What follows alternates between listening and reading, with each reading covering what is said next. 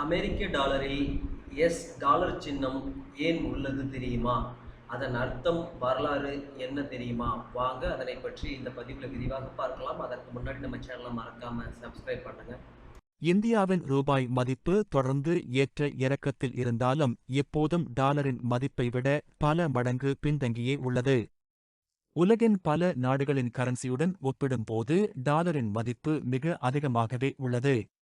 Dollar என்றாலே நம் அனைவருக்கும் முதலில் நினைவிற்கு வருவது எஸ் எழுத்தின் குறுக்கே 2 கோடுகள் இருப்பதுதான். டாலர் என்று வரும் போது அதில் டி இருக்க வேண்டும் அல்லது அமெரிக்காவை குறிக்கும் படி இருக்க வேண்டும். ஆனால் எந்த தொடர்பும் இல்லாமல் ஏன் எஸ் பயன்படுத்தப்படுகிறது என்று எப்போதாவது சிந்தித்து உள்ளீர்களா? அதன் அர்த்தம் என்ன? இது எப்படி பயன்பாட்டுக்கு வந்தது? இந்த சுவாரஸ்யமான கேள்விகளுக்கான பதிலை இந்த பதிவில் தெரிந்து கொள்ளலாம். எப்போது அறிமுகப்படுத்தப்பட்டது?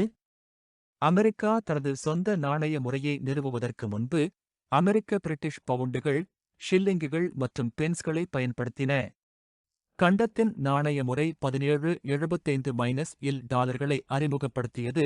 அதே சமயம் காங்கிரஸ் 1785 டாலரை அதிகாரப்பூர்வமாக ஏற்றுக்கொண்டது. டாலருக்கு முன் பயன்படுத்தப்பட்ட நாணயம் எது? ஸ்பானிஷ் பெசோ சர்வதேச வர்த்தகத்தில் பரவலாக பயன்படுத்தப்பட்டதுடன் குறிப்பாக அமெரிக்காவில் மிகுந்த முக்கியத்துவம் பெற்றது. பெசோ டி ஓச்சோரியல்ஸ் என்று அழைக்கப்பட்ட இது 1857 ஆண்டு வரை அமெரிக்காவில் சட்டப்பூர்வமான நாணயமாக தொடர்ந்து புழக்கத்தில் இருந்தது. எஸ் எப்படி பயன்பாட்டுக்கு வந்தது? இந்த சின்னம் பயன்படுத்தப்பட்டதற்கு பின் பல காரணங்கள் கூறப்படுகிறது. அதில் முக்கியமானது இந்த சின்னத்தை வணிகர்கள் ஸ்பானிஷ் பெசோ என்பதை சுருக்கியதோடு தொடர்புபடுத்துகிறது. அவர்கள் எஸ் எழுத்தின் மீது ஒரு சிறிய பி எழுத்தை எழுதினார்கள். காலப்போக்கில் தொடர்ச்சியான பயன்பாடு அந்த இணைப்பை எளிமைப்படுத்தி இன்று நாம் காணும் டாலர் சின்னமாக மாற்றியது. மற்றொரு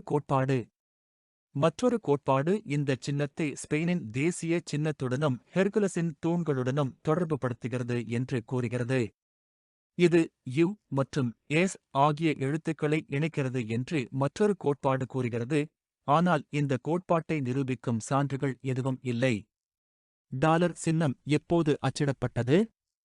இந்த டாலர் சின்னம் 1790 பிற்பகுதியில் பிலடெல்பியாவைச் சேர்ந்த அச்சுக்கலைஞர் ஆர்ச்சிபால்ட் பின்னி மூலமாக அமெரிக்காவின் அச்சுக்கலையில் அறிமுகப்படுத்தப்பட்டதாக கூறப்படுகிறது.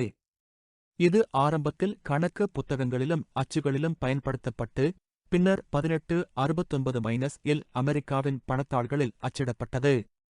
இதே சின்னத்தை எந்தெந்த நாடுகள் பயன்படுத்துகிறது? டாலர் குறியீடு இப்போது கனடா மற்றும் ஆஸ்திரேலிய டாலர் உள்ளிட்ட நாணயங்களுக்கும் பல பெசோ நாணயங்களுக்கும் பயன்படுத்தப்படுகிறது. ஆரம்பகால கம்ப்யூட்டர் கீபோர்டுகளிலேயே இந்த சின்னம் இடம்பெற்றிருந்தது, அதை மிகவும் பயனுள்ளதாக மாற்றியது.